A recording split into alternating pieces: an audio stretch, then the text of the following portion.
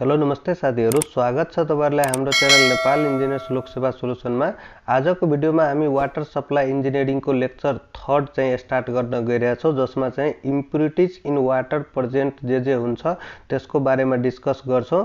Lecture 2 मा चाहिँ population forecasting र त्यसका चाहिँ मेथडहरु के कसो छ त्यसको बारेमा डिस्कस गर्यो र त्यसको बारेमा भिडियो हेर्नु भएको छैन भने प्लेलिस्टमा गएर हेर्न सक्नुहुन्छ। र सुरुमा चाहिँ वाटर सप्लाई के हो, सरफेस सोर्सेज के हो, सब सरफेस सोर्सेज के हो त्यसको बारेमा डिस्कस गर्यो। र आज हामी लेक्चर चाहिँ 3 मा चाहिँ impurities present in water, impurities in water के हो भन्ने बारे बुझ्छौं। र यो वाटर सप्लाई को लेक्चर इन्ड हुने बित्तिकै हामी ओल्ड क्वेशन पनि रिभाइज गर्ने छौं। त्यही भएर हाम्रो च्यानललाई सब्स्क्राइब गर्दै र भिडियो राम्रो लाग्दै छ भने भिडियोजलाई लाइक गर्दै र बेल आइकनलाई पनि प्रेस गर्नु होला। साथै च्यानललाई शेयर गरिदिन सक्नुहुन्छ, आफ्नो जुनियरहरुलाई पनि शेयर गर्नु होला जुन अहिले पनि स्टुडेन्ट लाइफमा छ हैन, इन्जिनियरिङ पढ्दै हुनुहुन्छ, ओभर शेयर गर्दै हुनुहुन्छ, उहाँहरुलाई पनि शेयर गरिदिनु होला। ल जाउँ आजको लेक्चर 3 स्टार्ट गरौँ। लेक्चर 3 मा के रहेको छ त impurities in water. Impurities in water चाहिँ के हो त?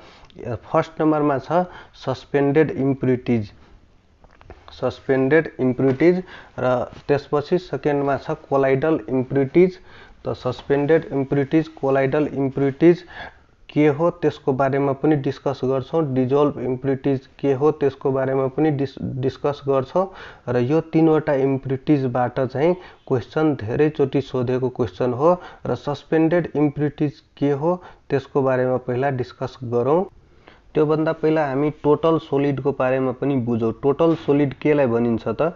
Total solid is the sum of total dissolved solid plus of sum of total suspended solid. त सस्पेन्डेड सोलिड र डिजोल्भ सोलिडलाई एड गरेर चाहिँ टोटल सोलिड निस्किन्छ। र total dissolved solid mainly consist of inorganic salt and small amount of organic matter. त्यो चाहिँ dissolved सोलिडमा चाहिँ हुन्छ भने generally suspended solid are smaller in quantity than the dissolved solid. तर त्यो घुलेको हुन्छ त्यही भएर थाहा हुँदैन। सस्पेन्डेड सोलिड जहिले पनि स्मलर क्वान्टिटीमा हुन्छ than the total dissolved solid. त total suspended solid is less than total dissolved solid हुन्छ। यो कुरा पनि याद राख्नु, सोध्न सक्छ। टोटल सस्पेन्डेड सोलिड त्यो चाहिँ lace than total dissolved solid हुन्छ। र टोटल सोलिड निकाल्ने फर्मुला के हो, कसरी निकालिन्छ त्यसको बारेमा पनि डिस्कस गरौँ। यदि 100 ml टु 300 ml वाटर चाहिँ लिनुपर्छ क्रुसिबल मा हैन, evaporate the water, dryness 105 degree सम्म इभ्यापोरेट गरौँ। र त्यसपछि take weight of dry residue left in a crucible.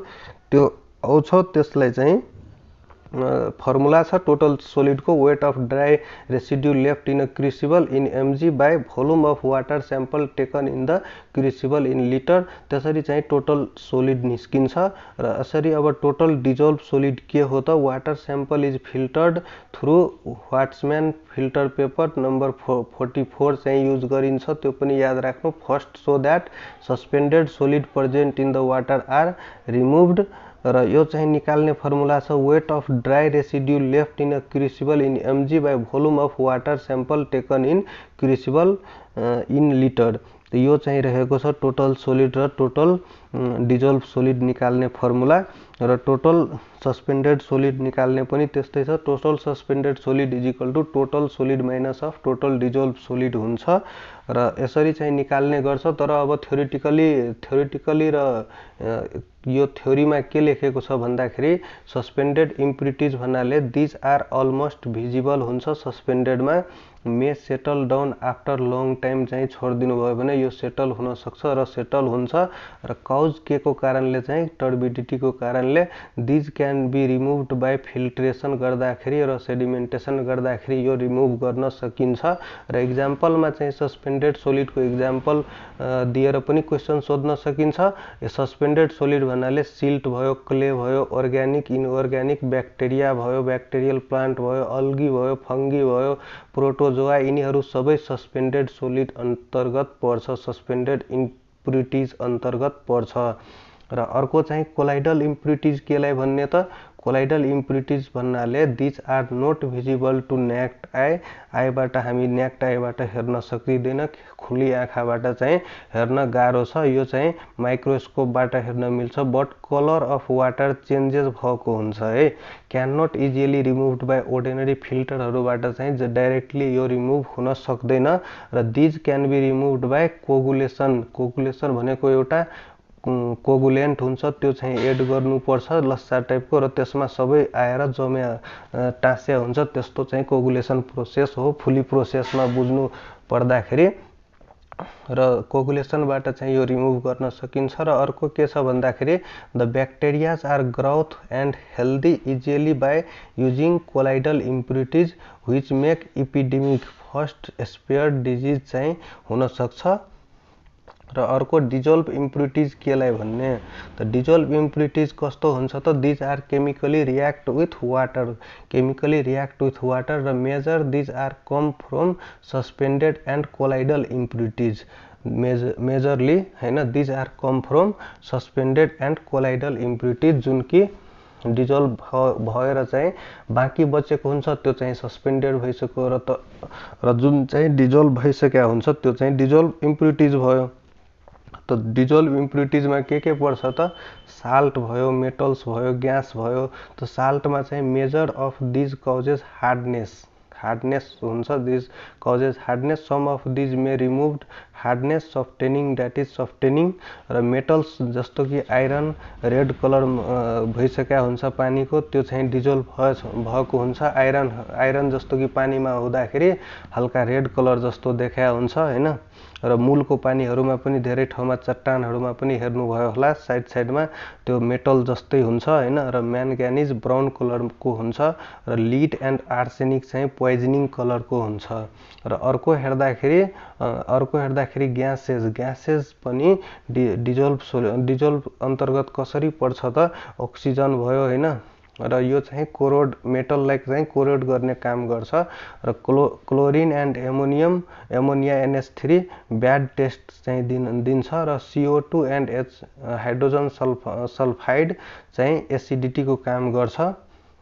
यो चाहिँ डिजोल्भ सोलिडको चाहिँ, डिजोल्भ सोलिड अथवा डिजोल्भ इम्प्युरिटिजको चाहिँ योहरू इक्जाम्पल हो। साल्ट, मेटल, ग्यासेसमा चाहिँ CO मतलब अक्सिजन, क्लोरिन, एमोनिया, अनि कार्बन डाइअक्साइड, र अर्को चाहिँ हाइड्रोजन सल्फाइड र कार्बन डाइअक्साइडले चाहिँ एसिडिटीको काम गर्छ भने क्लोरिन र एमोनियाले चाहिँ ब्याड टेस्ट दिने काम गर्छ भने अक्सिजनले चाहिँ मेटललाई कोरोड गर्ने काम गर्छ, कोरोजन खिया लाग्ने। र अर्को चाहिँ हेर्दाखेरि लिभिङ organism इन वाटर, त living organism in water are bacteria, algae र प्रोटोजुआ हुन्छ। ब्याक्टेरिया, अल्गी र प्रोटोजुआ। त ब्याक्टेरियामा चाहिँ प्याथोजेनिक ब्याक्टेरिया आउँछ र नन प्याथोजेनिक ब्याक्टेरिया आउँछ, एरोबिक ब्याक्टेरिया आउँछ भने एनाएरोबिक ब्याक्टेरिया आउँछ। त प्याथोजेनिक ब्याक्टेरिया कसलाई भन्ने त harmful disease causing bacteria, harmful disease causing bacteria जुन कि प्याथोजेनिक ब्याक्टेरिया हो भने युजफुल ब्याक्टेरिया चाहिँ नन प्याथोजेनिक ब्याक्टेरिया हो।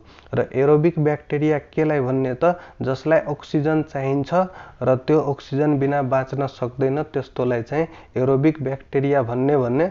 अब अर्को चाहिँ एनाएरोबिक जसलाई चाहिँ अक्सिजन, विदाउट अक्सिजन पनि बाँच्न सकिन्छ, केही यस्ता पनि ब्याक्टेरिया हुन्छ। र अर्को चाहिँ फ्लोक्युलेटिभ ब्याक्टेरिया, योबाट हजारौं पटक क्वेसन सोधिसकेको छ। फ्लोक्युलेटिभ ब्याक्टेरिया कसलाई भन्ने त ब्याक्टेरिया क्यान लिभ विथ और विदाउट अक्सिजन, अक्सिजन भए पनि बाँच्न सकिन्छ, नभए पनि बाँच्न सकिन्छ, त्यस्तोलाई चाहिँ फकुल्टेटिभ ब्याक्टेरिया भनिन्छ। र इक्जाम्पलमा हेर्दाखेरि कोकी हुन्छ, अनि बाइकोली हुन्छ, योहरू भयो है। सेप अफ ब्याक्टेरिया कोकीको स्फेयर र बाइकोलीको रड जस्तो। र स्पिरिला जुन छ त्यो चाहिँ ट्विस्टेड रड जस्तो हुन्छ। र अल्गी चाहिँ केलाई भन्ने त अल्गी रिलेटेड टु द प्लाङ्क्टोन्स र रिस्पोन्सिबल फर टेस्ट र ओडरको लागि चाहिँ रेस्पोन्सिबल हुन्छ भने प्रोटोजुआ चाहिँ all unicellular animal are called protozoa चाहिँ भनिन्छ। र आज हामी इम्प्युरिटिज इन वाटरको बारेमा डिस्कस गरियो, जुन कि धेरै इम्पोर्टेन्ट थियो। सस्पेन्डेड कोलाइडल र डिजोल्भबाट एउटा न एउटा क्वेसन वाटर सप्लाईबाट यो चाहिँ टपिकबाट आउने गर्छ र लेक्चर 3 मा हामी यति डिस्कस गरियो। अब लेक्चर 4 मा चाहिँ फिजिकल एक्जामिनेसन अफ वाटर चाहिँ डिस्कस गर्छौं र त्यसपछि हामी ओल्ड क्वेसनहरु पनि रिभाइज गर्छौं। र भिडियो कस्तो लाग्दैछ, भिडियो राम्रो लाग्दैछ भने लाइक गर्नु, नराम्रो लाग्दैछ भने डिसलाइक गर्नु र कमेन्ट लेखेर चाहिँ आफ्नो सुझाव पनि लेख्नु होला। हस्त साथीहरु, यति भन्दै यो भिडियो यही टुङ्गिन्छ। अब लेक्चर 4 मा चाहिँ फिजिकल एक्जामिनेसन अफ वाटर को चाहिँ हामी कुरा गर्ने छौं। धन्यवाद।